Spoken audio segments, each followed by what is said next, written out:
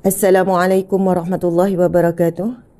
Salam sejahtera ke atas kalian semua. Rahmat Allah dan keberkatan daripada Allah. Sabahal khair, selamat pagi yang baik, Masya Allah. Dan kepada yang berpuasa hari Tasu'a, iaitu puasa hari yang ke-9, hari 9 Muharram, Masya Allah, Alhamdulillah, mudah-mudahan Allah berikan kekuatan sampai habis kita berpuasa pada hari ini. Mungkin ada yang dah sekian lama tak berpuasa selepas selepas puasa Ramadan, dan hari inilah pula puasa, maka memang agak mencabar, tapi insya-Allah bila kita buat kerana Allah, Allah berikan kekuatan tu. Masya-Allah. Kemudian puasa yang lebih besar iaitu hari esok, iaitu puasa hari Ashura. Puasa hari Ashura iaitu puasa hari yang ke-10 Muharram. Cik, saya punya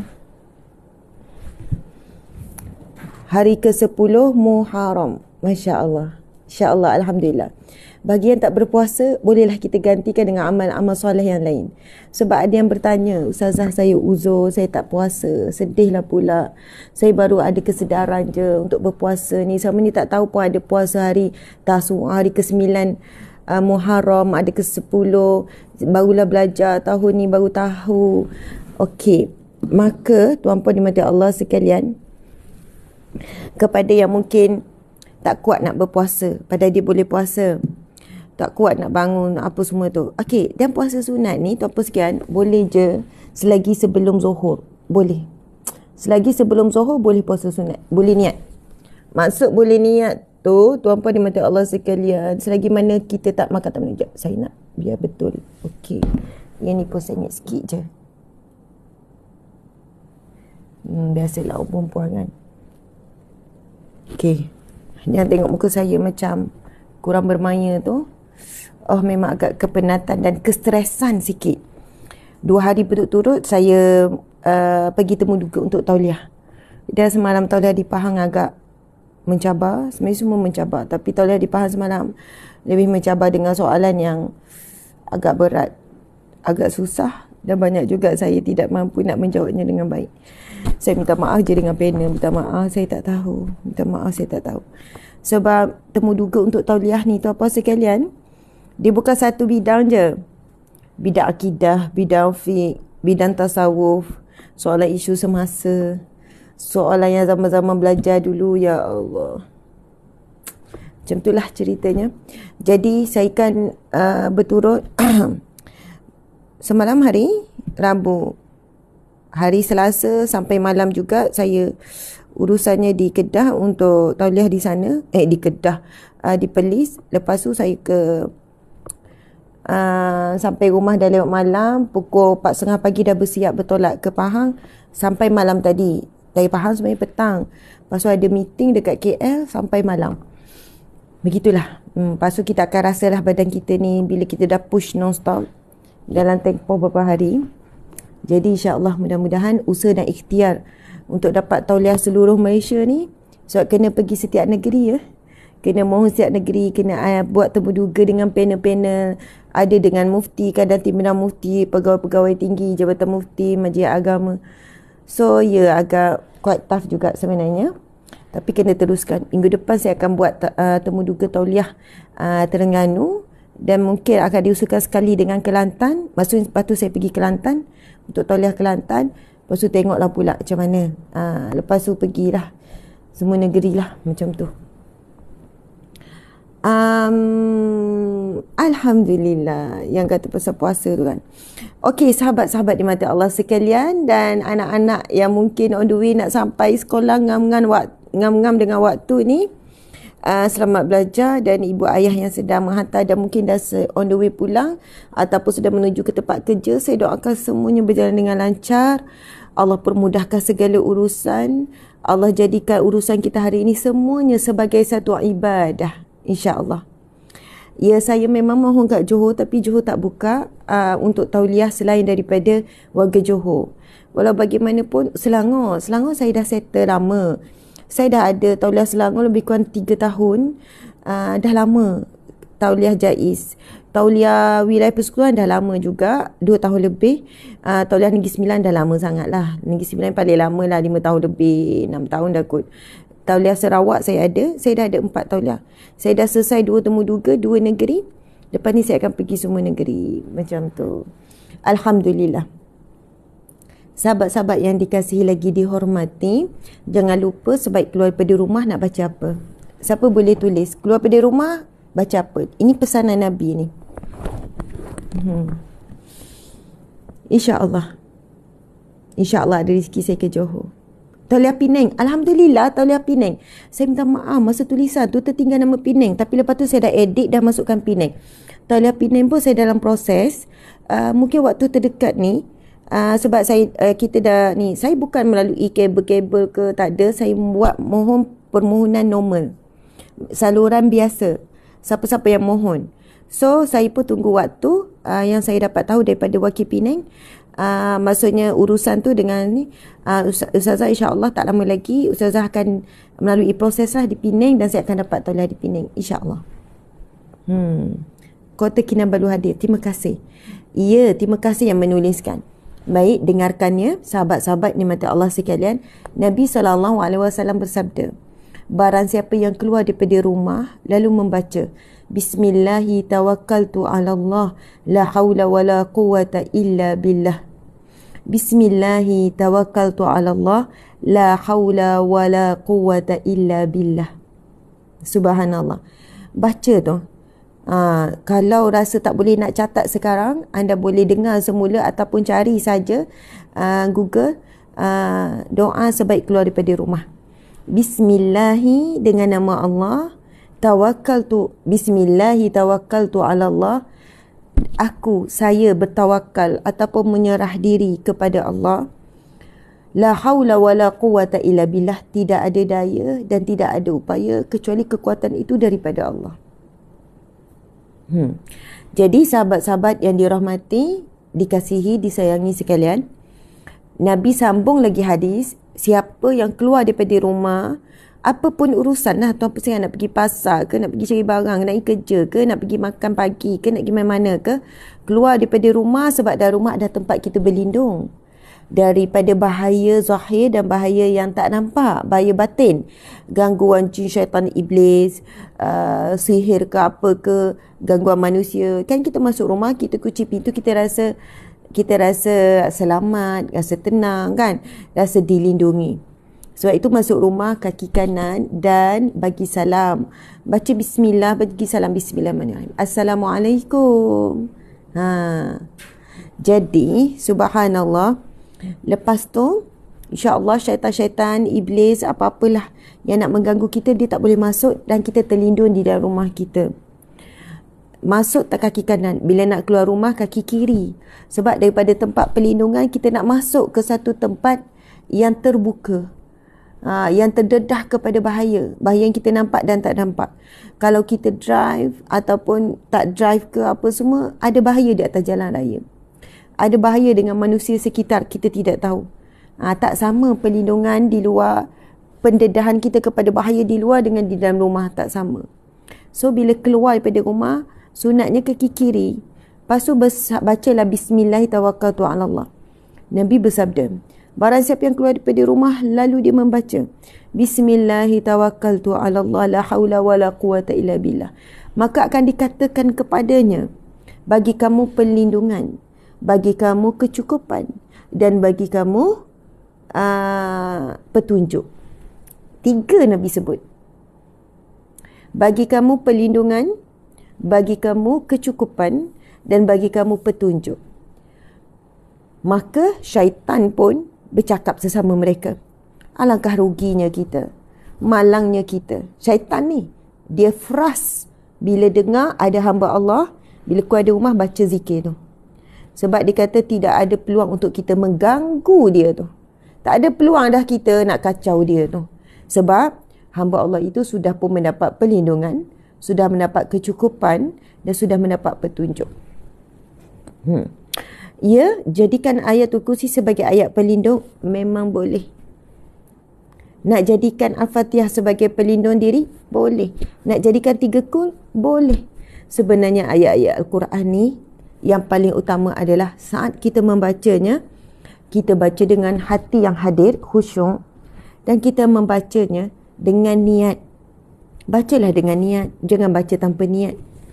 Baca ayat kursi, kita boleh pasang pelbagai niat. Ayat kursi ni tu apa sekian, nanti kita sebutkan, kejap lagi saya akan bacakan.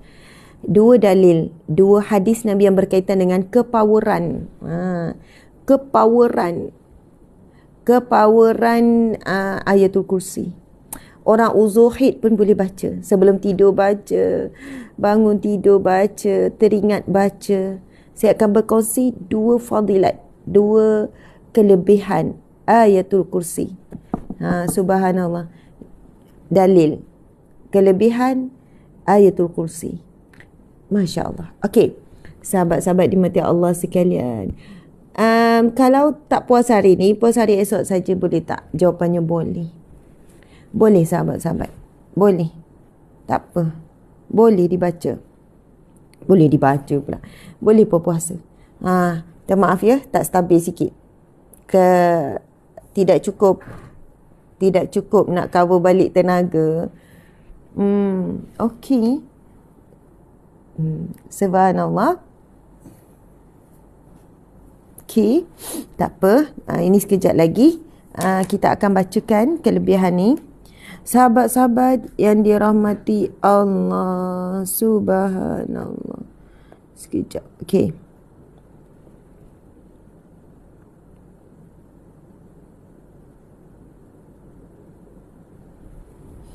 Okey, subhanallah. Yang tanya pasal soalan puasa, tahu kan apa kelebihan kita puasa pada esok hari? Esok hari, iaitu puasa, kelebihan puasa esok hari, iaitu puasa hari Ashura. Ashura ni asal perkataan Asyara, iaitu 10. Jadi kalau Ashura, hari yang ke-10 dalam bulan Muharram, bermaksud kita berpuasa pada esok hari. Kita disunatkan untuk berpuasa pada hari ini kerana disebut oleh Nabi SAW. Sekiranya Nabi sebut, sekiranya aku masih hidup pada tahun hadapan, pasti aku akan berpuasa pada 9 Muharram. Bermaksud, di sini ada kelebihan puasa bulan Muharram 9 hari ini, tetapi tidak disebutkan sebagaimana kelebihan berpuasa pada hari esok. Kelebihan berpuasa pada hari esok, Nabi SAW sebut, barang siapa yang berpuasa pada 10 Muharram, esoklah ni, maka akan diampunkan dosanya setahun yang lalu. Dosanya setahun yang lepas diampunkan Allah, segala dosa-dosanya. Ada yang akan tanya, Ustazah boleh ke saya belum habis puasa qada Ramadan, nak gabung? Jawapan ada 2 khilaf. Ada kata tak boleh gabung puasa qada dengan puasa sunat. Dan pendapat yang kedua juga pendapat yang kuat. Siapa nak pegang pendapat kedua, pegang. Saya beramal juga dengan pendapat yang kedua. Subhanallah. Jadi boleh niat ganti puasa Ramadan, lepas tu kita ganti pula hari Jumaat besok jatuh pada hari Ashura. Kita niat sekali, tapi puasa fardu tu niat yang first. Lepas tu barulah niat untuk puasa sunat 10 Muharram. Faham ya? Tapi kalau siapa yang tak gabung, afdal. Bagi pendapat yang kata boleh digabungkan pun menyebutkan bahawa afdal tidak digabungkan.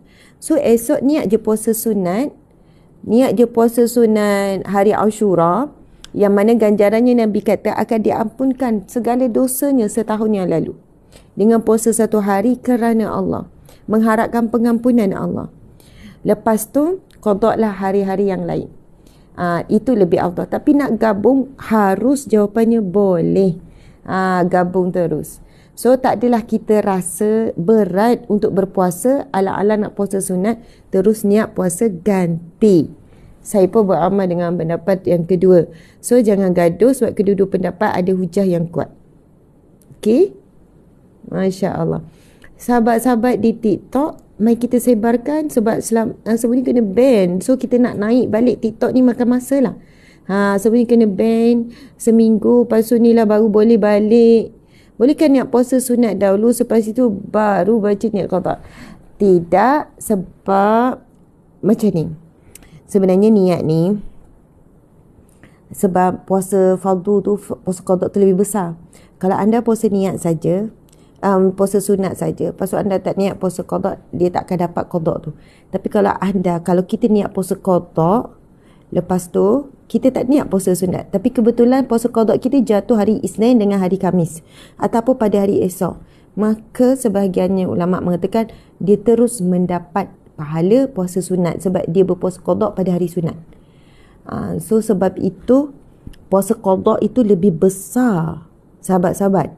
Kena letak depan. Bukan dia datang kemudian ataupun dia sampingan.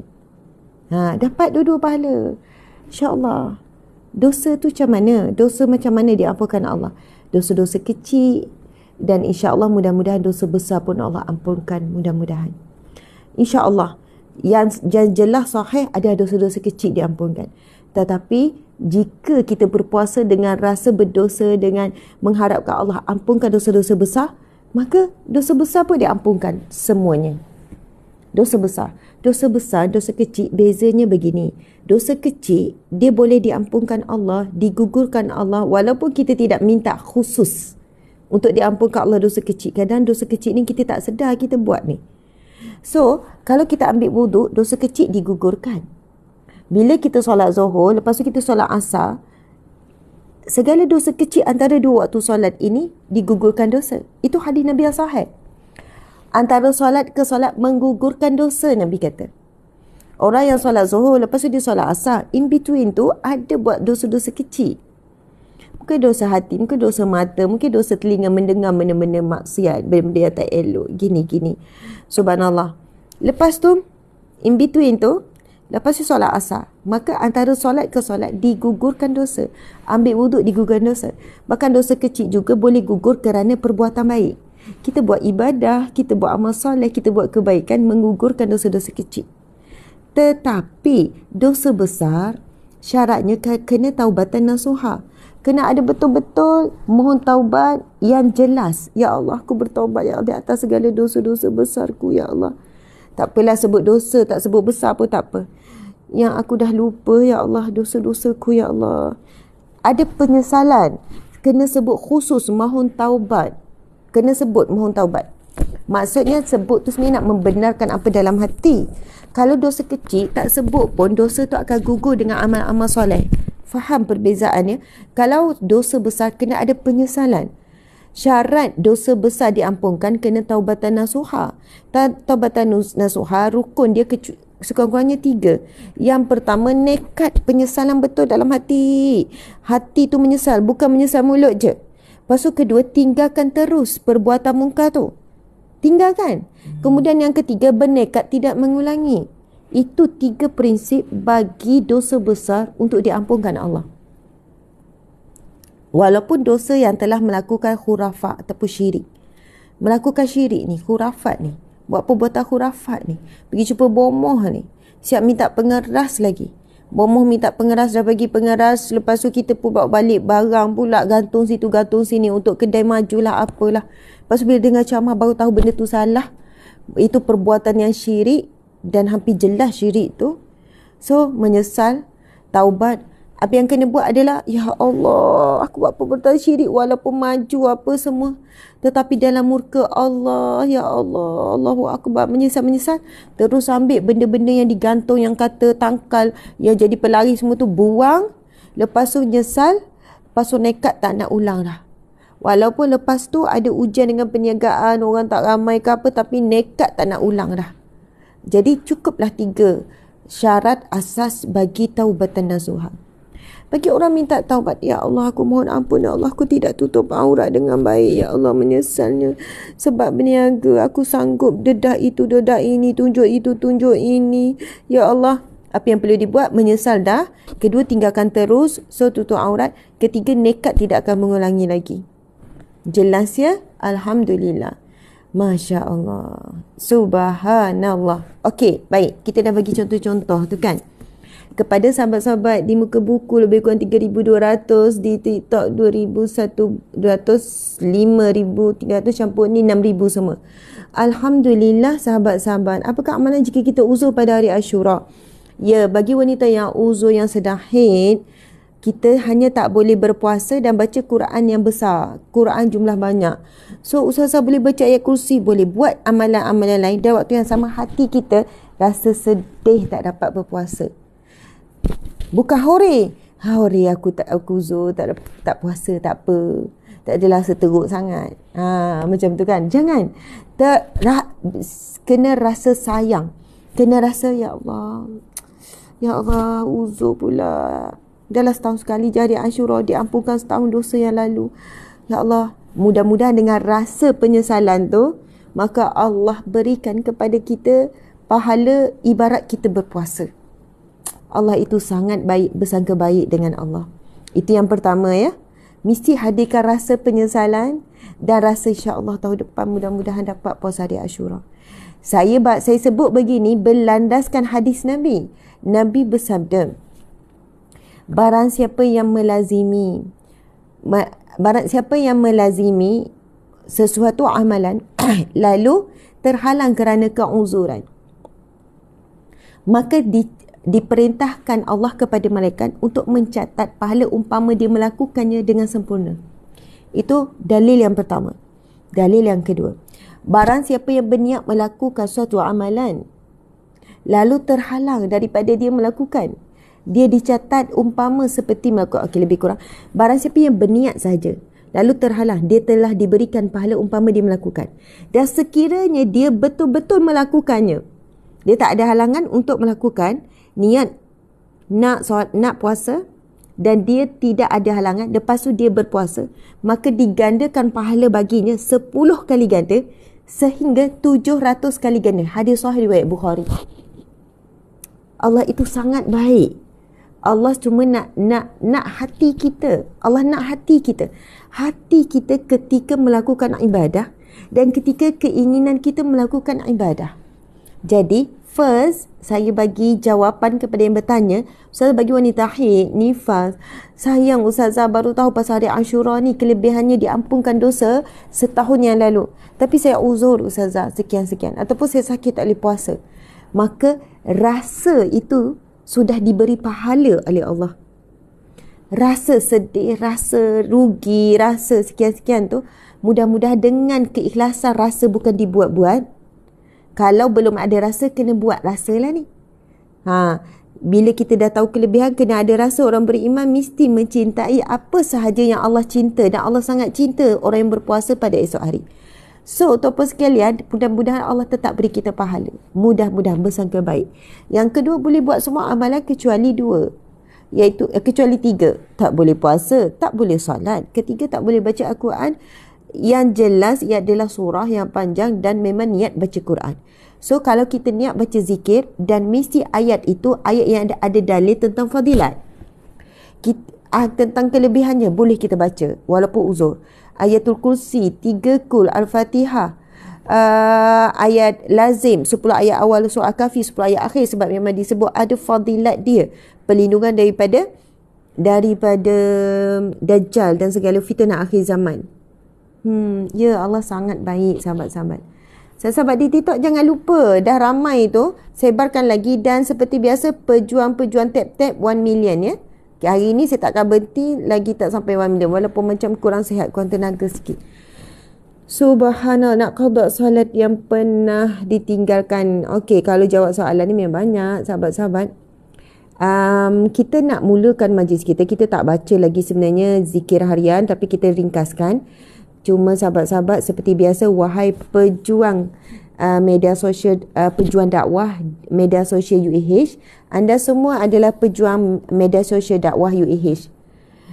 Anda berjuang dengan cara masing-masing, sharing dalam grup-grup anda, grup Telegram, WhatsApp, supaya ajak orang masuk, kemudian share juga di media sosial masing-masing, tag nama kawan-kawan, ahli keluarga, anak, sahabat-sahabat dia beradik ke untuk hadir sama, tag, ajak.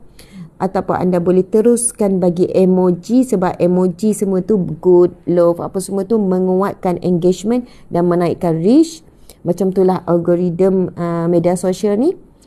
Kemudian seterusnya, Anda boleh tuliskan komen, tuliskan nota, tulis zikir pun tak apa, subhanallah saja pun tak apa, ya Allah pun, macam tu.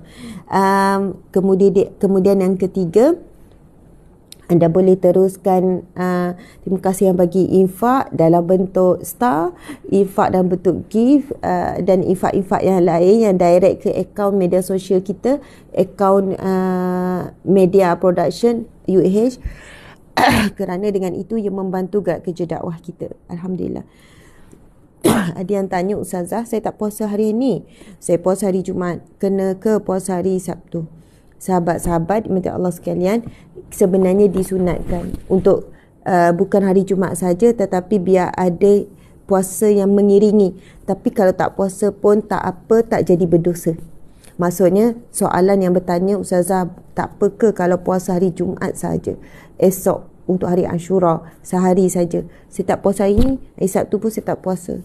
Jawapannya boleh, harus. Gitu.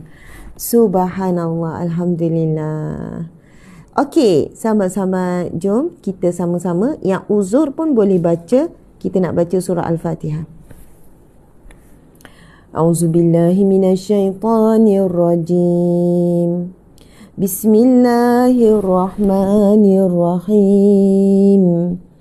Alhamdulillahi rabbil alamin. Ar-Rahmanir-Rahim. Maliki yaumiddin. Iyyaka na'budu wa iyyaka nasta'in. Ihdinas siratal mustaqim. Siratal ladzina an'amta 'alaihim ghairil maghdubi 'alaihim waladdallin. Amin. Bismillahirrahmanirrahim. Sekarang kita nak baca 10 ayat awal dan akhir suratul Kahfi. Boleh baca, semua boleh baca, termasuk niatkan zikir, niatkan ia sebagai satu amalan pelindung. Dan memang ia daripada hadis yang sahih, bukan direka-reka, yang mana Nabi berwasiat, barang siapa yang membaca 10 ayat awal suratul Kahfi, maka ia akan dilindungi daripada fitnah Dajjal. Maka mana-mana ayat yang ada dalil daripada hadis Nabi, dan Nabi sebutkan juga tentang 10 ayat yang terakhir, menghafal, beramal, membacanya, maka akan dilindungi daripada fitnah Ad-Dajjal. Dan jika kita tidak sempat sekalipun bertemu dengan Dajjal Al-Masih, namun kita akan bertemu dengan segala fitnah akhir zaman. So bukan hanya dilindungi daripada fitnah Dajjal, tapi segala fitnah, tipu daya, cabaran-cabaran. Apa maksud fitnah? Apa sahaja perkara yang menghalang antara kita dengan Allah. Apa sahaja yang boleh mengheret kita kepada kemurkaan Allah, yang boleh menyebabkan kita melakukan sesuatu yang Allah marah. Semua itu fitnah, tipu daya syaitan.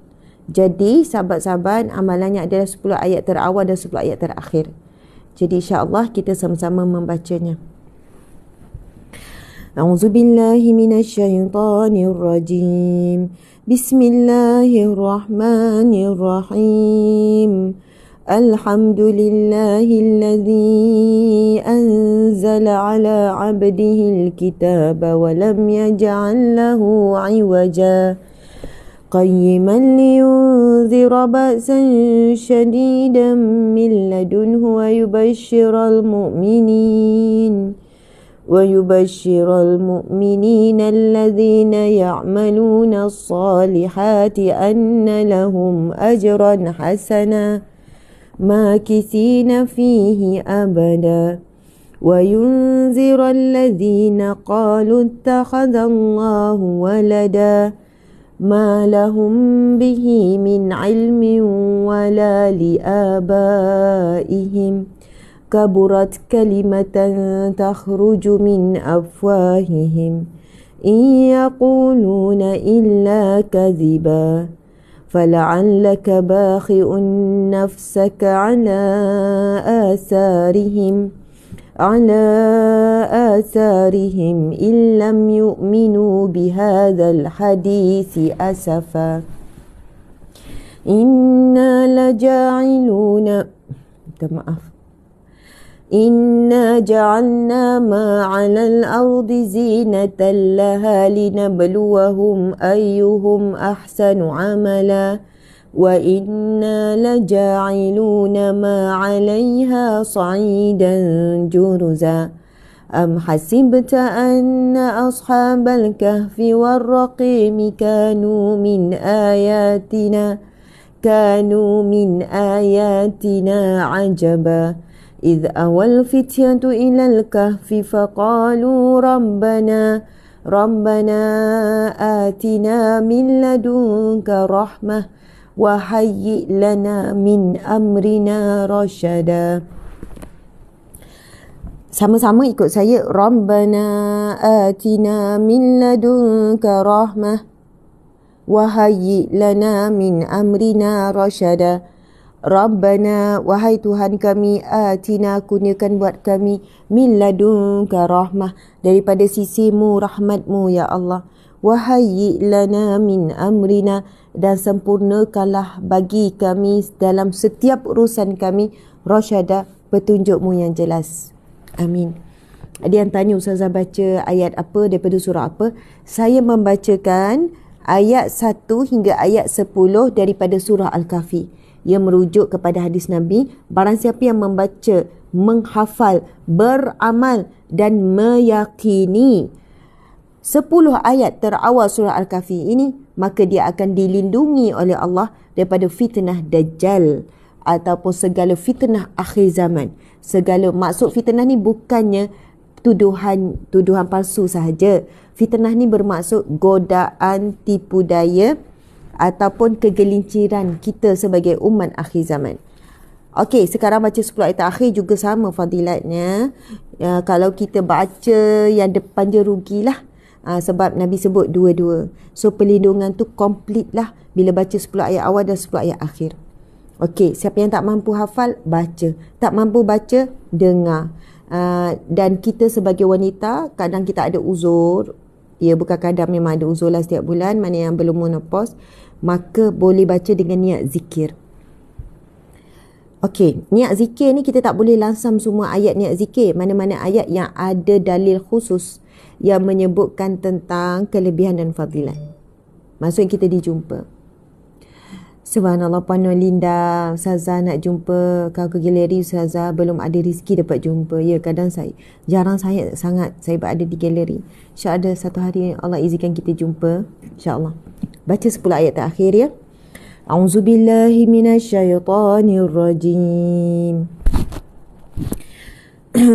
وَعَرَضْنَا جَهَنَّمَ يَوْمَئِذٍ لِلْكَافِرِينَ عَرْضًا الَّذِينَ كَانَتْ أَعْيُنُهُمْ فِي غِطَاءٍ عَنْ ذِكْرِي وَكَانُوا لَا يَسْتَطِيعُونَ سَمْعًا أَفَحَسِبَ الَّذِينَ كَفَرُوا أَنْ يَتَّخِذُوا عِبَادِي مِنْ دُونِي أَوْلِيَاءَ إِنَّا أَعْتَدْنَا جَهَنَّمَ لِلْكَافِرِينَ عَرْضًا. Maaf, bercampur-campur ayat.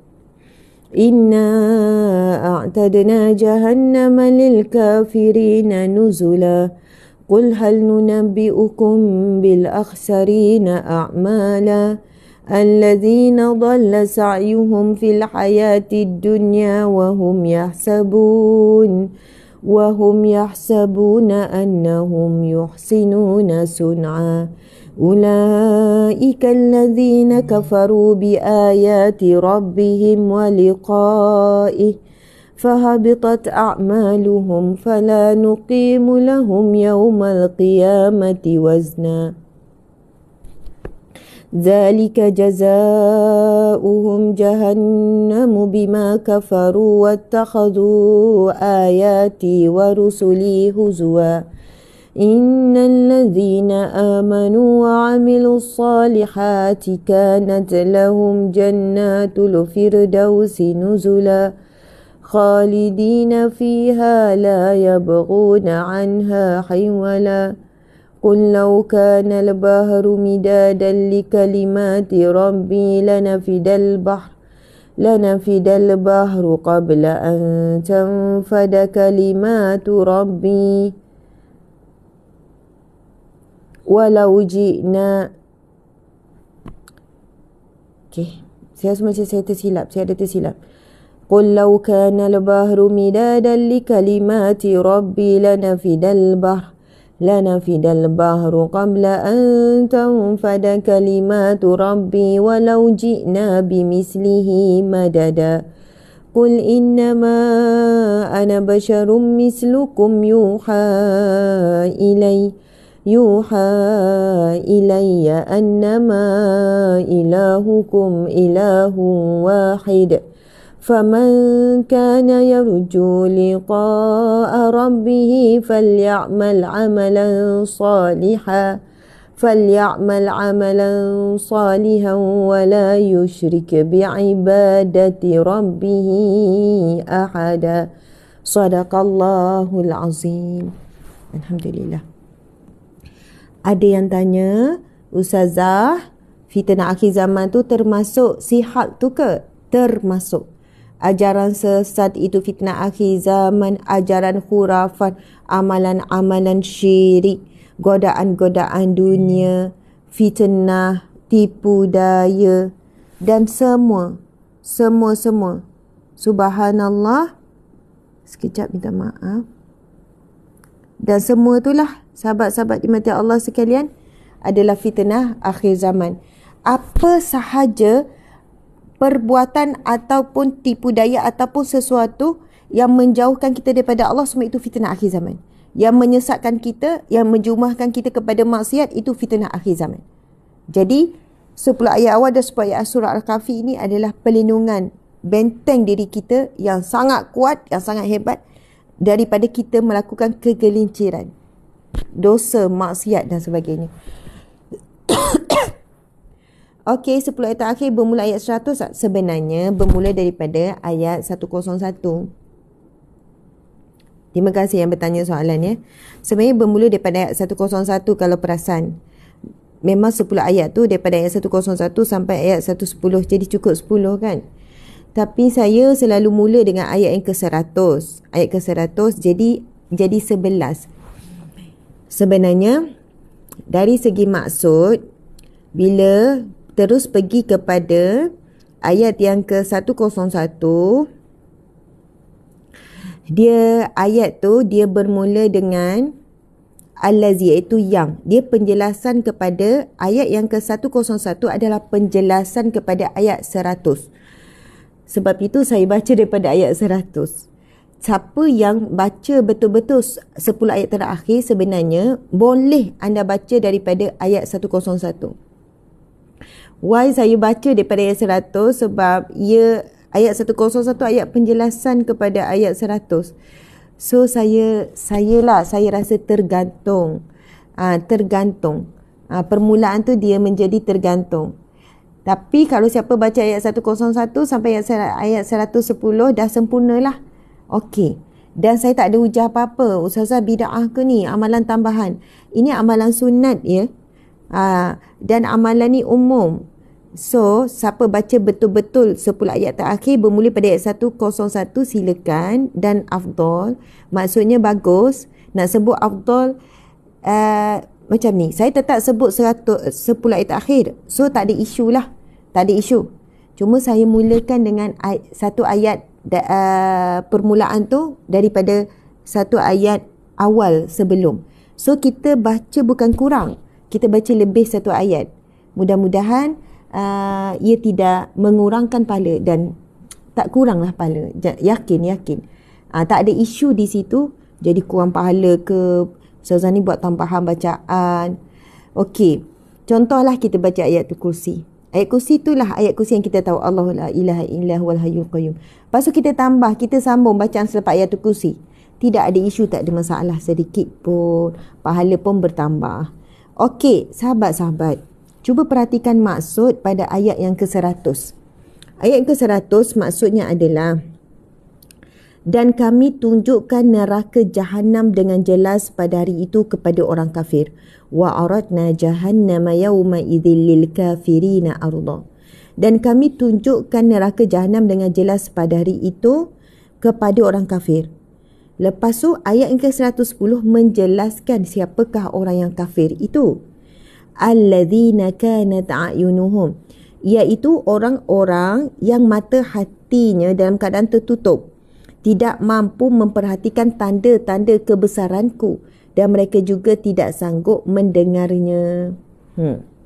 Ayat ke-100 Allah SWT berfirman, dan kami tunjukkan neraka Jahannam dengan jelas pada hari itu kepada orang kafir. Iaitu orang, ayat 101 menjelaskan siapakah orang kafir yang disebut dalam ayat 100 yang menyatakan Allah akan menunjukkan neraka Jahannam kepada orang kafir. Ayat 101, orang yang mata hatinya dalam keadaan tertutup, menutup hatinya, pintu hatinya, tidak mampu memperhatikan, tidak mahu, tak nak tengok ni, tidak mahu. Allah dah tutup pintu hati dia sebab kekufurannya, maka pintu hati ditutup, dia tidak mampu lagi untuk melihat tanda-tanda kebesaranku, dan mereka juga tidak sanggup mendengar tanda-tanda kebesaran Allah. Ustazah minta doakan anak kandung Muhammad Amirul, pelajar UiTM. Dia pun buat kerja Foodpanda, pulang nak keadaan selamat, tidak pulang sejak Isnin dan tidak hadir exam. Subhanallah, sekejap. Ustazah minta tolong doakan anak kandung Muhammad Amirul Ramli. Okey, saya tak tahu anak puan ataupun ini doa umum. Mungkin ada khabar berita. Ada seorang pelajar UiTM Shah Alam, iaitu Muhammad Amirul Ramli, juga Foodpanda rider, pulang dan keadaan selamat, tidak pulang sejak Isnin dan tidak hadir exam. Ya Allah, selamatkanlah. Subhanallah. Ya, anak yang ingin mengikuti cara kawan-kawan bebas bergaul dan bersosial, adakah juga termasuk fitnah akhir zaman? Benar. So, contohlah ibu ayah mengalami ujian masalah anak ni terlibat dengan gejala sosial. Adakah itu fitnah akhir zaman? Ya, segala itu semua fitnah akhir zaman. Bergaul bebas, sosial, apa saja perbuatan kemungkaran, tipu daya, mengikut hawa nafsu, semua itu adalah ni. So, tadi tu ada kita doakan, Ya Allah, Ya Allah, Ya Rahman, Ya Allah, Ya Salam, Ya Allah yang Maha memberi keselamatan dan kesejahteraan, Ya Allah, Ya Hafiz yang Maha melindungi, Ya Allah, Ya Allah yang Muhaimin yang Maha mengawasi, Ya Allah lindungi, selamatkanlah hamba-Mu yang bernama Amirul, yang dimaksudkan, yang dituliskan, seorang pelajar UiTM, juga food rider Panda.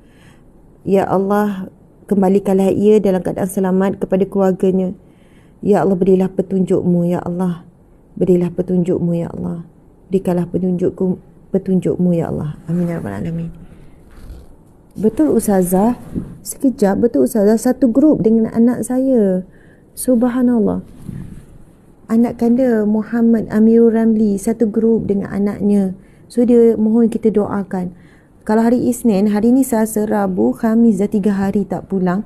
Bahkan ada exam dan tak pulang juga. Mudah-mudahan ya Allah. Nak Nadia, makasih. Tak nak ke tu? Okey. Subhanallah.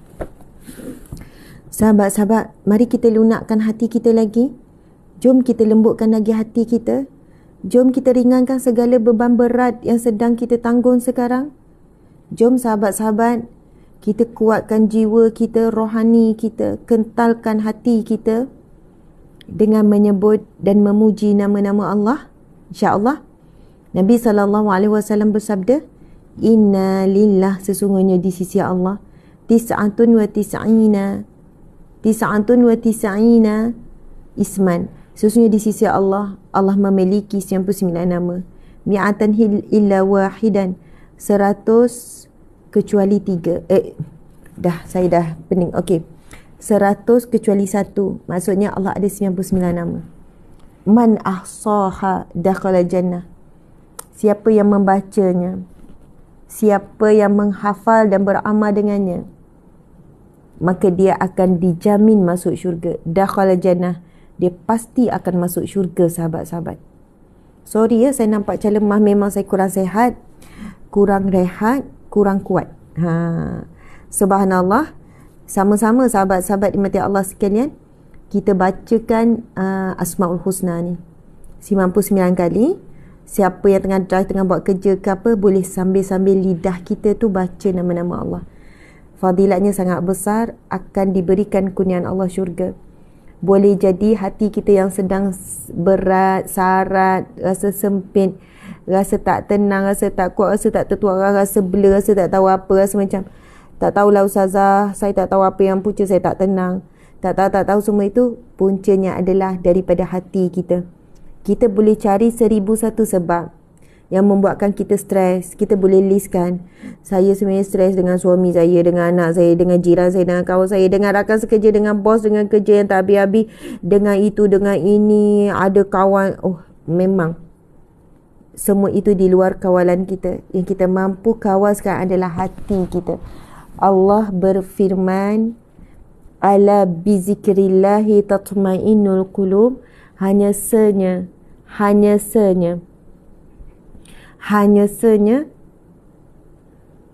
dengan kamu menyebut Allah, ala bizikrillah, dengan kamu menyebut Allah, ataupun kamu berzikir kepada Allah, ataupun kamu menyebut nama-nama Allah yang kita nak bacakan ini, tatmainnul qulub, maka hatimu akan jadi tenang.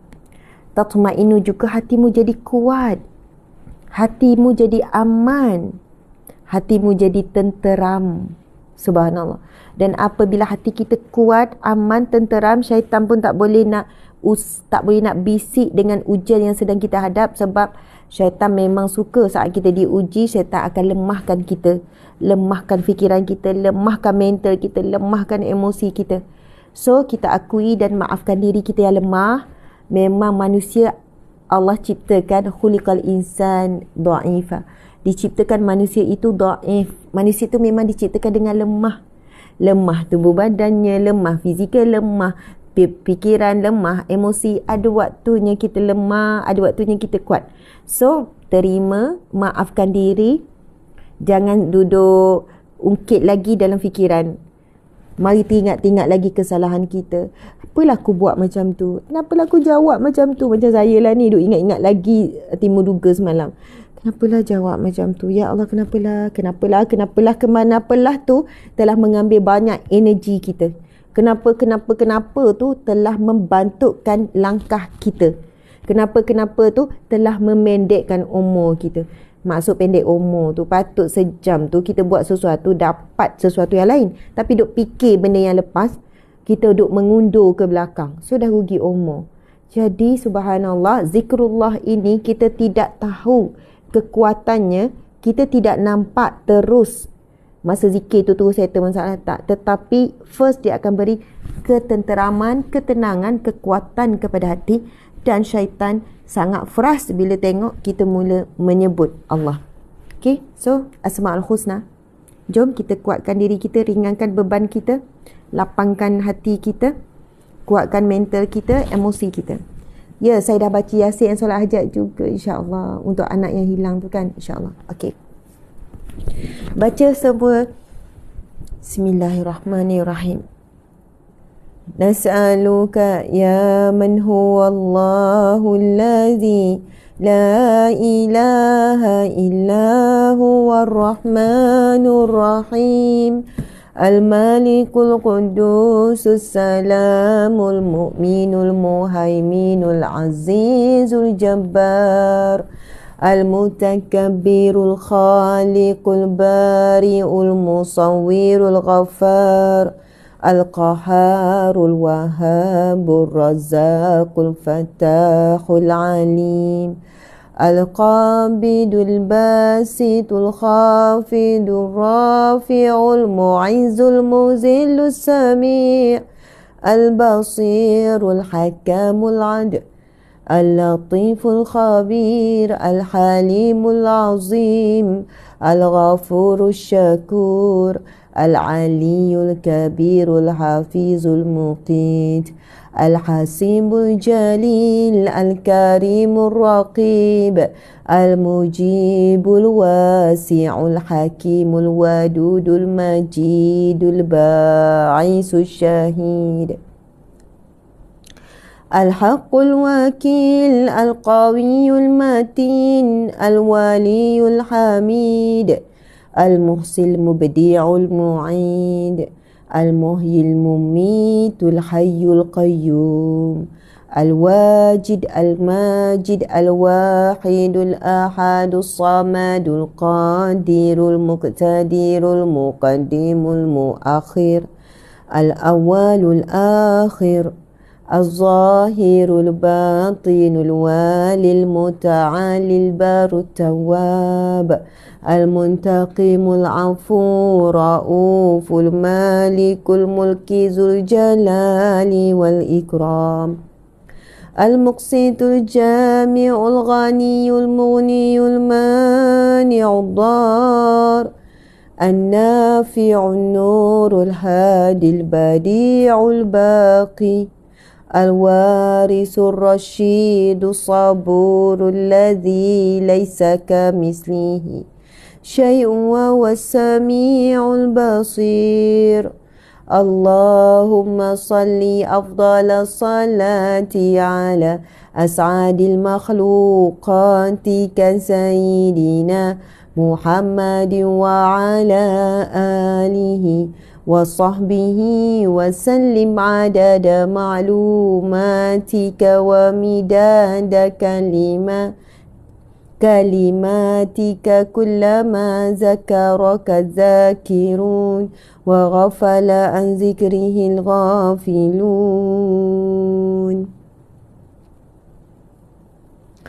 Allahu Akbar. Subhanallah, sahabat-sahabat mati Allah sekalian. Alhamdulillah. Kita baru selesai membaca 99 nama Allah. Dan sekarang marilah kita memuji Rasulullah. Dan kita memohon supaya Allah kurniakan rahmatnya buat Nabi kita. Dan kita memberi salam buat Nabi yang kita rindui. Mudah-mudahan tadi kita dapat rahmat daripada Allah, daripada asbab kita membaca dan menyebut dan memuji nama-namanya. Sekarang marilah kita sama-sama berselawat kepada baginda. Mudah-mudahan kita akan mendapat syafaat Nabi Muhammad sallallahu alaihi wasallam. Selawatlah dengan rasa rindu pada Nabi, selawatlah dengan perasaan, dengan khusyuk. Selawatlah, lafazlah dengan rasa sedih, rasa sayu, dengan rasa sayang dan cinta kepada Nabi. Sallallahu ala Muhammad, sallallahu alaihi wasallam, sallallahu ala Muhammad, sallallahu alaihi wasallam, sallallahu ala Muhammad, sallallahu alaihi wasallam, sallallahu ala Muhammad, sallallahu alaihi wasallam. Ya Nabi salam alaika, ya Rasul salam alaika, ya Habib salam alaika, salawatullah alaika. Allahumma salli wa sallim wa barik alaihi, sallu alaihi. Alhamdulillah. Sahabat-sahabat yang dirahmati Allah, sahabat-sahabat yang diberkati Allah mudah-mudahannya, dan yang saya hormati, yang saya kasihi, insya-Allah kita akan membacakan dalam kuliah Riyadhus Shalihin kita pada pagi ini satu hadis yang baru. Hari ini kita masuk hadis yang baru sebab hadis yang lepas kita telah kupas selama 3 hari berturut-turut. Maka hari ini kita akan masuk hadis yang baru. Ia merupakan hadis yang ketiga dalam bab yang ke-16, iaitu bab memelihara sunnah Nabi ataupun hadis Nabi ataupun apa yang Nabi tinggalkan. Kemudian ia merupakan hadis yang ke-158 dalam susunan kitab Riyadhus Shalihin. Sorry ya, nampak macam saya sebenarnya habis je baca hadis ni. InsyaAllah kita akan tamatkan Dan saya mohon maaf, ingat tak pada hari semalam kita tak dapat buat sebab saya pergi ke Pahang awal pagi pukul 5 pagi dah bertolak ke Pahang untuk temu duka taliah. So siapa yang masih ingat, pada hari Selasa saya bagi tahu bahawa hari ini saya akan mengupas tentang isu khurafat, sihir, bagaimana merawatnya, kemudian amalan-amalan yang confuse sebenarnya khurafat atau tidak, kan bila berubah ada pengeras, tangkal-tangkal apa semua tu. So saya mohon maaf, kita akan menunda perbincangan tersebut pada kuliah seterusnya. Jadi stay tune lah, maksud sentiasa follow rapat-rapat. Apa yang saya sebut, apa saya cakap, kita dah ready dah. Kita dah bersiap sedia dah. Saya pun dah buat kajian, dah baca. Maksud sebelum menyampaikan takut tersilap. So kita study dulu. Subhanallah, maka insyaAllah kita akan kongsikan semula. So saya rasa lepas baca hadis ni, saya tak dapat nak teruskan dengan faktor kesihatan. Jadi sahabat-sahabat, saya baca, sahabat ikut ya. Sebab hadisnya tak panjang. So kita boleh sama-sama membaca dan melafazkan hadis ini. Ambil peluang untuk membaca pada lidah kita. Sebab hadis Nabi biasa kita dengar je ustaz atau ustazah baca, tapi kita jarang baca. Al-Quran, ya kita baca. Al-Quran kalamullah, dan hadis adalah kalamun Nabi, kata-kata Nabi. So kalau baca hadis Nabi pun dapat pahala. Ya, wahyu daripada Allah jua. Okey, kita baca ya. Bismillahirrahmanirrahim. Ya, 2 dalil ayatul kursi saya akan baca. Okey, kita baca hadis Nabi ni dulu. Bismillahirrahmanirrahim. Saya baca, ikut ya. Jangan tak baca, jangan tengok je saya baca, jangan dengar je. Okay, semua are you ready guys? Kawan-kawan. Bismillahirrahmanirrahim. An Abi Hurairah radhiyallahu anhu anna Rasulullah sallallahu alaihi wasallam qala kullu ummati yadkhuluna al-jannah illa man aba qila wa man ya'ba ya Rasulullah qala man ata'ani dakhala al-jannah wa man asani faqad aba. Sadaqa Rasulullah SAW. Maha benarlah kata-kata Nabi. Rawahul Bukhari. Sahabat-sahabat, hadis ini sangat bermakna untuk kita. Nabi SAW bersabda, hadis sahih riwayat Bukhari, daripada Abu Hurairah radhiyallahu anhu meriwayatkan bahawa Rasulullah SAW bersabda, semua umatku masuk syurga. Nabi kata, semua umatku akan masuk syurga. Semua umatku masuk syurga. Kita dah lega dah bila Nabi sebut macam tu. Seluruh umatku akan masuk syurga, Nabi kata. Melainkan orang yang enggan. Melainkan orang yang tidak mahu masuk syurga. Melainkan orang yang enggan, orang tak mahu, orang yang tak nak masuk syurga. Lalu sahabat-sahabat pun pelik. Mereka pelik, ada ke orang tak nak masuk syurga ni? Lalu sahabat bertanya, siapakah orang yang enggan masuk syurga ya Rasulullah? Siapa orang yang tak nak masuk syurga ni? Kita dengar ayat yang mula Nabi memulakan, semua umatku akan masuk syurga kecuali yang tak mahu, kecuali yang enggan, kecuali yang tak nak. Lalu sahabat pun bertanya, ya Rasulullah, siapakah yang enggan itu? Lalu Nabi pun menjawab, barang siapa yang taat kepadaku maka ia masuk syurga, dan barang siapa yang derhaka kepadaku maka sungguh dialah orang yang enggan. Dialah orang yang enggan yang tidak akan masuk syurga. Semua umatku akan masuk syurga kecuali orang yang enggan. Orang ni tak masuk syurga. Sahabat bertanya, siapakah orang yang enggan itu? Siapa yang orang yang tak masuk syurga yang enggan tu? Nabi pun menjawab, orang yang enggan masuk syurga itu ialah mereka yang, Nabi jawab, mereka yang taat kepadaku masuk syurga. Orang yang ingkar kepadaku, maka ia adalah orang yang enggan masuk syurga. sahabat-sahabat dimati Allah sekalian, enggan solat, enggan tutup aurat, enggan hijrah, enggan taubat, enggan tinggalkan maksiat.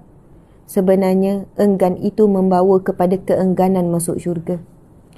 Kalau kita jumpa orang buat maksiat ataupun ahli keluarga, kita mulakan dengan soalan, kamu tak nak masuk syurga ke? Kalau tanya soalan tu, orang sentam, orang marah. Sedap tanya orang. Kan, orang marah kalau kita mula soalan tu. Kau tak nak masuk syurga ke? Tak nak ke masuk syurga? Memang nak lah. Takkan tak nak kot. Semua orang nak masuk syurga. Kau ingat kau tu jamin syurga? Kan, kalau dah marah. Tapi sebenarnya soalan itu, kalau kita boleh susun dengan elok, bukan saya yang cakap, tapi Nabi cakap. Nabi sebut, seluruh umatku akan masuk syurga kecuali yang enggan. Memang ada orang yang enggan masuk syurga. Lalu sahabat bertanya, siapakah orang yang enggan tu? Iaitu Nabi pun menjawab, mereka yang mentaatiku masuk syurga. Mereka yang enggan mentaatiku. Orang yang enggan, dan barang siapa yang derhaka kepadaku, maka sesungguhnya dialah orang yang enggan masuk syurga. Walaupun mulut cakap nak, tuan-tuan sekalian, mulut cakap nak syurga, mulut cakap nak syurga kan, mulut cakap nak syurga, tapi perbuatannya menderhakai Rasulullah, perbuatannya engkar kepada perintah Rasulullah, maka perbuatannya itu menggolongkan dia di kalangan orang yang enggan masuk syurga. Mulut dia bila tanya, nak masuk syurga tak? Nak. Kamu tak nak ke masuk syurga? Nak lah. Perkataan, cakap nak masuk syurga, dan bukan tak nak masuk syurga. Tapi yang dinilai, yang disebut oleh hadis Nabi adalah perbuatannya. Tuan-puan sekalian, apa perbuatan Nabi kata? Barang siapa yang taat kepadaku, maka ia masuk syurga. Dan barang siapa yang derhaka kepadaku, maka sungguh dialah orang yang enggan masuk syurga. Maksudnya di sini Nabi meletakkan kesedaran bahawa nak dan tak nak itu adalah pada diri kita. Pada diri kita. Kitalah yang berusaha nak masuk syurga. Kitalah berusaha taat perintah Nabi. Dan apabila kita dicampak dan neraka, jangan salahkan Nabi, sebab keengganan itu ada daripada kamu. Jangan salahkan mak ayah, jangan salahkan orang lain, sebab ilmu dan pengetahuan itu telah sampai kepada kita.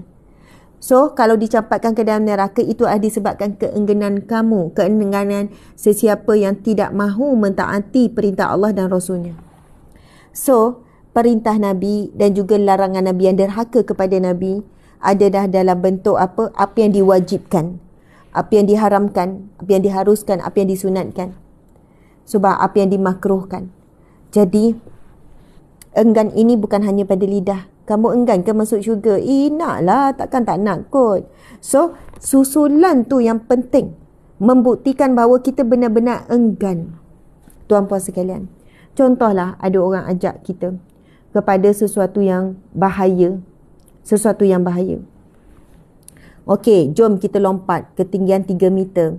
Ada kaedah dia supaya kaki tak patah. Masa nak turun landing tu, kita pusingkan badan. Jom kita cabar diri kita. Buat sesuatu yang rare. Lepas tu sekian-sekian. Kita pun kata, saya tak nak buat. Tapi kalau mulut je, tak nak. Lepas tu dia pergi juga buat. Jadi orang kata cakap tak nak, tapi buat juga. Jadi mana yang lebih kuat ni? Mulut cakap tak nak ke, ataupun perbuatan tu? Perbuatan lebih kuat. So, mulut yang cakap tak nak tu dah tak ada makna dah. Sebab dia lompat juga akhirnya. Dia lompat juga. Maksudnya, tuan-puan sekalian, perbuatan lebih kuat daripada perkataan. Sebab perbuatan itu, kalau dah nak buat tu, dia datang daripada hati. Jadi, sahabat-sahabat, kita ni mulut cakap tak nak dah mengumpat. Ngumpat lagi. Kan? Tak nak dah ngumpat. Lepas mengumpat orang, rasa hati tu tak tenang, rasa gelisah. Rasa macam bersalah, berdosa, tapi tak tahu nak minta maaf macam mana. Musim-musim pilihan raya ni macam-macam lah, banyak lah. Kan mengatur orang tu, mengatur orang ni. Okey. Tapi tengoklah juga apa yang diperkatakan tu. Okey. Jadi tuan-puan dimati Allah sekalian, kadang kita menyesal apa yang kita buat. Tapi nak tinggalkan tu susah. Maka teruskanlah dengan rasa menyesal. Mudah-mudahan akhirnya kita mampu tinggalkan terus. So, kita tak boleh guna ayat buat apa menyesal lepas tu buat lagi. Tak. Menyesal tu adalah suara iman. So, teruskan menyesal. Ada wanita ni, dia jumpa saya nangis-nangis. Dia kata, Ustazah, saya memang selalu bergeluman dengan dosa besar. Saya jumpa dia di lorong-lorong. Lorong-lorong yang mana kita boleh faham dah. Kalau dia sebut begitu, Ustazah, saya buat dosa besar, Ustazah. Ustazah fahamlah dosa besar apa saya buat. Saya cari duit. Saya cari duit sebab dia sebut cari rezeki. Sebenarnya rezeki ni daripada Allah. Saya cari duit dengan cara ni, Ustazah. Dengan cara yang kotor, Ustazah. Saya buat dosa besar. Tapi inilah cara yang saya boleh cari duit, Ustazah. Setakat ni. Lepas tu kan muka dia tu sedih, muka dia tu macam menyesal, muka dia tu macam memang menangis, dia menangis. Pegang saya. Macam mana, Ustazah? Saya kata, puan macam ni. Saya tak tahu apa yang puan buat. Saya tak naklah sebut kan. Tapi kita dah faham dah sebab dia cuba sampaikan tu supaya saya kata tak payah sebut, puan. Puan tak jangan sebut dosa, puan. Puan tahu apa puan buat dosa sekian-sekian. Sekarang puan menyesal. Tapi penyesalan puan kena susuli dengan tindakan. Puan kena tinggalkan segera. Tidak ada cara lain, penyesalan perlu dibuktikan dengan tindakan. Puan kena yakin walaupun susah sekejap nak cari rezeki yang halal, tetapi yakin Allah, Nabi SAW bersabda, barang siapa yang meninggalkan sesuatu yang haram kerana Allah, Allah akan menggantikan berkali ganda melalui cara yang halal, cara yang bersih. So akak nekat betul-betul. Mungkin sebelum ni akak tidak nekat, hati akak masih lagi merasakan inilah sumber yang mudah, yang cukup. Kalau cari yang lain tak cukup dan susah. Tapi cara ni mudah dan cukup. So sekarang ni akak kena nekat untuk tinggalkan, berusaha dan teruskan rasa penyesalan tu. Ustazah, saya memang bila buat benda-benda kotor tu saya menyesal. Saya tak pernah rasa dengan gembira ke apa, syok ke, seronok ke. Saya memang buat dengan penyesalan. Allah ampunkan tak? Saya jawab, Allah ampunkan segala dosa-dosa hamba-Nya. Walaupun dosa penuh lautan, setinggi gunung, walaupun penuh antara langit dan bumi. Itu hadis Nabi tu, hadis Qudsi tu. Jadi, Allah sangat maha pengampun. Tapi dengan syarat, kita menyesal, kita tinggalkan dan kita nekat tidak ulangi. Itu syarat taubatan nasuha. Tak cukup menyesal-menyesal buat lagi, menyesal-menyesal buat lagi dan tidak ada usaha untuk meninggalkannya. Bimbang, na'udzubillah, takut kita mati dalam keadaan tak sempat bertaubat. Sedang dalam maksiat. Tak tahu mati kita bila saat. Sahabat-sahabat dimati Allah sekalian. Jadi, saya tidak akan mempermudahkan. Saya takkan kata, insya-Allah akak bertaubatlah, nanti Allah terima taubat tu. Jangan mudahkan. Sebab ini perbuatan yang besar, dosanya jelas disebut. So, Masya Allah, mudah-mudahan dengan itu nekat. Saya kata memang akan ada ujian bila kita nak taubat. Ujian tu pasti sebab Allah nak mengukuhkan taubat kita. Macam paku lah. Saya selalu sebut macam tu. Kalau paku tu panjang kan dia punya ni. Masa kita nak kukuhkan paku tu pada dinding ataupun nak menyatukan ada dua. Kita pump, kita ni. Kalau paku tu boleh bercakap, memang paku tu akan cakap sakit-sakit. Tapi sampai habis kita paku, maka akan jadi kukuh. So, masa kita nak hijrah, masa nak taubat, masa kita nak berubah, kita macam kena paku dengan Allah. Kena paku. Memang akan ada ujian sakit. Supaya hijrah kita tu istiqamah. Hijrah kita tu kuat. Supaya lepas tu ada lagi godaan untuk tarik balik, maka hati kita dah firm dah. So, hijrah, taubat, berubah bukan dijanjikan indah. Tidak. Tidak ada janji indah untuk jalan ke syurga. Sebab itu Nabi sebut syurga itu dipagari dengan ujian. Dan neraka itu dipagari dengan keseronokan dunia. Jadi kita kena melepas satu-satu ujian. Tapi jangan risau. Sebab perjalanan menuju ke syurga Allah melalui ujian itu ditemani Allah. Allah bersama dengan kita. Tetapi perjalanan menuju ke neraka yang dipegari dengan keseronokan dunia ditemani syaitan. Syaitan mengindahkan perbuatan buruk tu jadi nampak elok, baik. Tak teruk sangat, okey je. Kau kan terdesak sebab tu kau buat maksiat untuk cari duit, untuk bagi makan anak. So, dia memberikan keindahan, memperindahkan. Syaitan tu membisik-bisik supaya kita rasa selesa je dengan maksiat yang dia lakukan. Mencari-cari alasan dalam fikiran. Membela, buat benteng diri sendiri tapi melalui idea syaitan. So, dalam kita menuju syurga dipagari ujian satu demi satu yang bersama kita Allah. Allah akan tolong, Allah akan berikan perlindungan, Allah akan berikan petunjuk, Allah beri kecukupan. Yakin, yakin, yakin Allah bersama, maka Allah akan bersama. Jangan bersangka buruk dengan setiap ujian yang Allah beri. Subhanallah, insya-Allah. Sahabat-sahabat dimati Allah sekalian, dan penutup, kita dah baca hadis tu, insya-Allah penutupnya adalah kelebihan membaca, fadilat membaca ayatul kursi. Okey.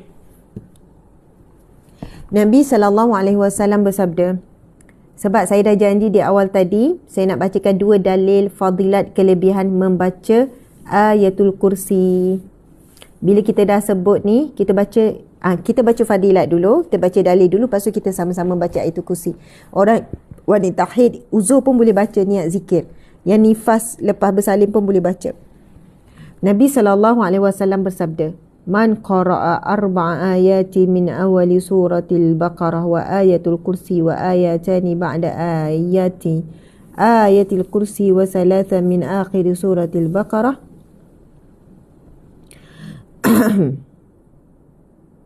lam yaqrabhu wala ahluhu yawma izin syaitan wala syai'un yakrahuhu wala yukra'na ala majnudin illa afaq.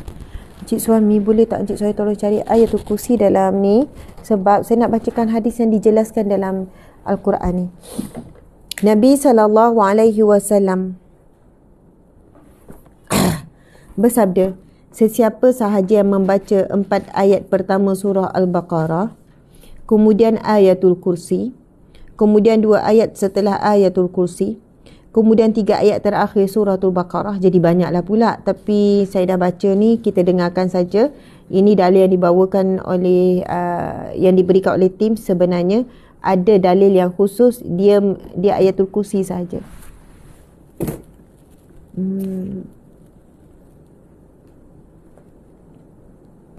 Jadi saya mungkin akan baca. Saya mungkin baca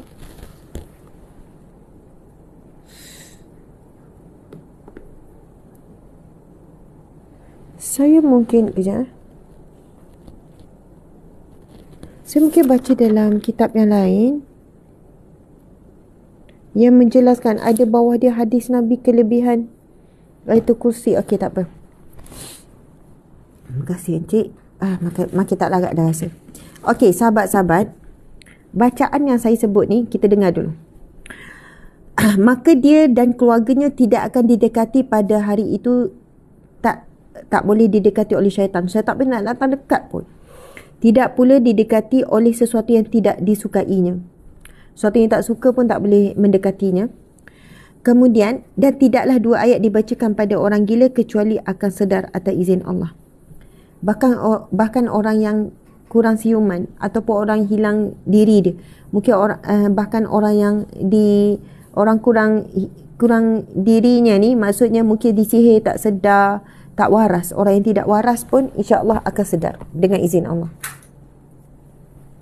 Dan bacaan ni sebenarnya ada dalam Al-Maqsurat, iaitu 4 ayat awal daripada surah Al-Baqarah, kemudian surah ayatul kursi, dan 2 ayat selepasnya, kemudian 2 ayat terakhir surah Al-Baqarah. Siapa yang baca Maqsurat pagi-pagi dan petang, automatik dia akan baca ayat ni. Okey, subhanallah. Hadis Nabi yang lain berkaitan dengan ayatul kursi, antaranya adalah, barang siapa yang membaca ayatul kursi setiap kali selepas solat fardu, maka tidak ada yang menghalang antara dirinya dengan syurga melainkan kematian. Itu kelebihan membaca ayatul kursi. Kemudian ayat yang lain, telah menceritakan kepada kami Husain bin Ali dari Zaidah daripada Abu Aziz daripada Abdullah bin Ubay dan Umar berkata, apabila masuk ke rumahnya, dia membaca ayatul kursi pada setiap penjuru rumahnya. Okey, kita dianjurkan membaca ayatul kursi sebagai pendinding ataupun pemagar rumah. Masuk dalam rumah, kita tak buat hari-hari pun tak apa. Kita nak pagar rumah kita daripada keburukan zahir dan batin. Kita boleh baca ayat kursi di penjuru rumah. Biasa rumah ni ada 4 penjuru lah. Penjuru kiri, kanan, depan, kiri, kanan. Depan, kiri, kanan, belakang, kiri, kanan. Mungkin ada rumah orang hexagon, kita tak tahulah kan, macam-macam bentuk. Tapi macam mana pun kita boleh bayangkan rumah ada 4 penjuru lah. So, antara kaedah kita nak pagar rumah dengan niat, ya Allah, moga bacaan ayat kursi ini melindungi rumah daripada perompak ke, penjahat ke, sihir ke, gangguan jin syaitan ke. So, kita boleh niatkan. Ustazah kena letak lada hitam ke, kena letak air ke, apa ke. Sebenarnya tuan-puan sekalian, tak ada pun tak apa, tapi itu penjelasan lain ya. Saya tak jelaskan lagi pagi ni. Baca je dengan niat mohon pertolongan Allah. Bahkan ada sebahagian orang alim, orang soleh yang beramal, dia kata, ustazah, bahkan kalau kita betul yakin dan Allah mampu, Allah tidak ada batasan untuk menunaikan hajat kita. Saya tanya begini, dah ramai juga tempat berniaga ni, kadang orang letak macam-macam. Saya tanya seorang orang alim, orang saleh ni, dia kata, boleh tak berikan amalan untuk pagar premis perniagaan. Pagar premis perniagaan kan, macam mana, apa yang kita kena buat. Lepas tu dia jawab simple, dia kata, ustazah, baca, dia ada bagi ayat lah, tapi contoh ya, kita nak beramal dengan ayatul kursi. Baca je, walaupun di rumah, kita boleh je baca dan berdoa untuk tempat kita berniaga tu.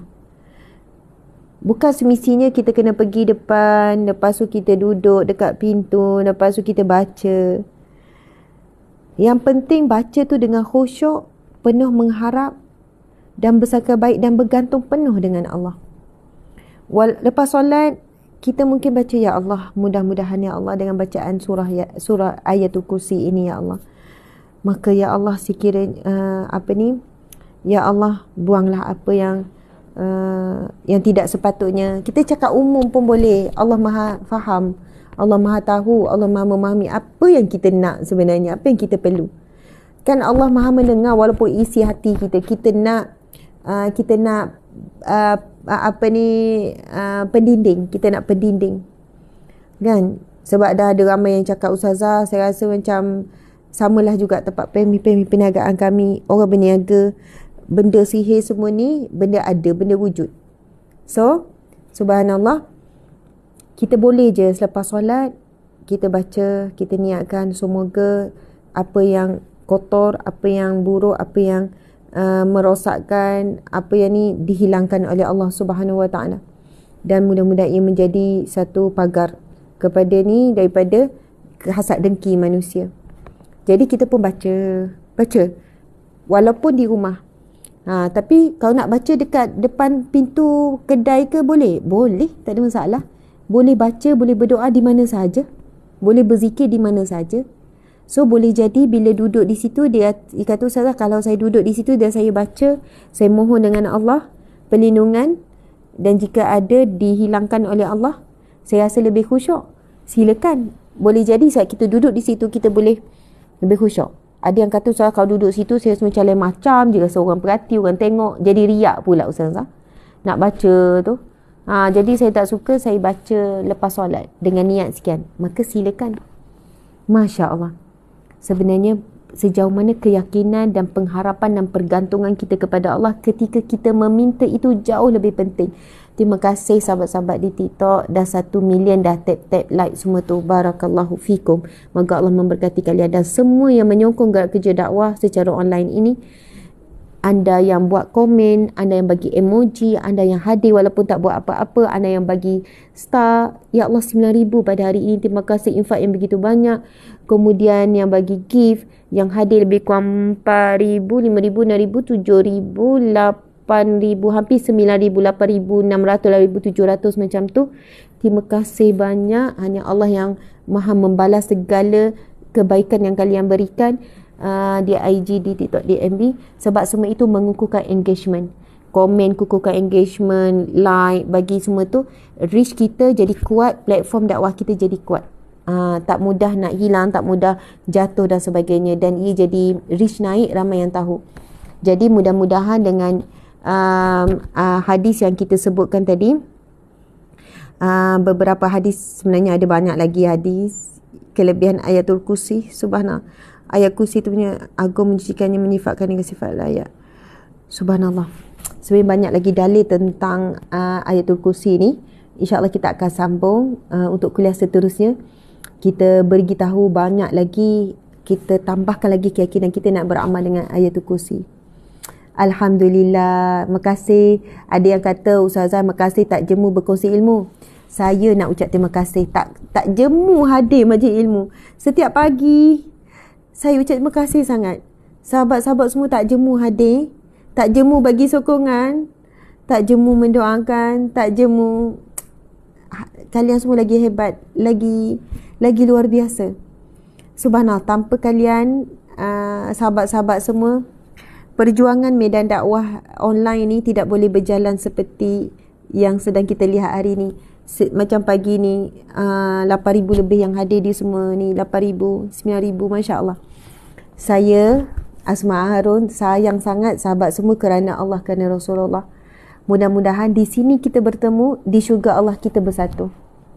Di sini tu di mana? Di majlis ilmu. Walaupun di alam maya, di sini kita saling bertemu. Saya dengan sahabat semua, walaupun saya tak nampak tapi sahabat nampak, tetapi Allah mencatat perhimpunan kita ini melalui para malaikat.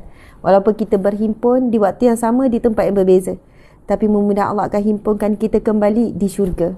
Amin ya rabbal alamin. Saya mohon maaf kekurangan, nampak tak bertenaga, tak larat. Ya betul, saya kena akui saya kurang sihat, kurang rehat. Jadi insya-Allah kembali pulih semula dengan waktu terdekat, insya-Allah. Sekian, kita tangguhkan majlis kita dengan tasbih kafarah dan surah Wal-Asr. Bismillahirrahmanirrahim. Subhanakallahumma wa bihamdika asyhadu an la ilaha illa anta astaghfiruka wa atubu ilaih. Bismillahirrahmanirrahim. Wal-'asr innal insana lafi khusr illa alladhina amanu wa 'amilus solihat wa tawasaw bil haqqi wa tawasaw bis sabr. Sadaqallahul azim. Izinkan saya nak buat iklan sikit. Pada hari Jumaat malam Sabtu, saya ada majlis makan malam amal. Daripada makan malam tu akan ada lebihan daripada sumbangan bayaran makan malam. So kita akan manfaatkan untuk gerak kerja dakwah dan gerak kerja kebajikan yang kita usahakan. Siapa yang nak sertai majlis makan malam tu, diadakan di Singapura. So orang Johor, orang Melaka bolehlah masuk Singapura. Kita buat Jumaat malam Sabtu. So habis kerja boleh masuk. Dan sebenarnya memang special untuk warga Singapura. Tetapi kita tidak menghalang dan sangat melalukan kalau ada daripada Johor. Johor kan dekat kan. So anda boleh hubungi nombor telefon Ustaz 011-56866-6203. Maaflah saya sebut TikTok sensitif sikit ni. Anda boleh cari Hijrah AF Ustaz, Hijrah AF. Anda boleh Google Hijrah AF. So itu adalah dalam kita mengutip dana dan kita akan manfaatkan untuk gerak kerja dakwah dan amal. So anda boleh hubungi nombor tadi tu. Saya sebut laju-laju, tak bolehlah laju, anda tak dapat tangkap. Ya, kepada sahabat berdi Johor boleh pergi. Kita ada majlis makan malam bersama dengan saya. Special bersama, nak kata special, saya tak special pun tuan, saya biasa saja. Saya sama je dengan sahabat semua, sama, tak ada beza. Tapi nak sebut special pun malu. Makan malam special dengan saya tak ada special apa-apa. Tapi kita nak sebut apa, majlis makan malam istimewa. Bolehlah. Majlis makan malam tu yang istimewa. Bukan saya yang istimewa ya. Jadi dalam majlis itu saya akan buat perkongsian sikit, kita akan bersilaturahim, berkasih sayang. So majlis tu memang untuk kita-kita aja. Jemput sahabat-sahabat semua untuk sertai, dan warga Johor, warga Singapura. Kita buat di Singapura tu macam ni. Saya ada ceramah esokkannya. Saya ada jemputan ceramah di Singapura pada hari Sabtu. So hari Jumaat saya dah masuk. Terus kita buat majlis makan malam. Sebab ceramah besok tu di crowd yang ramai. Open. So saya tak sempat lah nak santuni semua orang. So kita buatlah majlis makan malam tu. Okay, nombor telefonnya 0115866203. 0115866203. Semua ni tuan-puan sekalian, ikhtiar kita cari rezeki, mencari rezeki yang berkat. Doakan. Terima kasih. Assalamualaikum warahmatullahi wabarakatuh. InsyaAllah. Buat dekat Al-Ustaz, insyaAllah. Jumpa esok Ustazah, insyaAllah. Esok saya ada ceramah. Jumpa kat mana? Esok ada ceramah. Cik, dah habis dah ni, cik, tolong. Ada homestay, jemput bermalam di Taiping. InsyaAllah. Terima kasih sahabat-sahabat.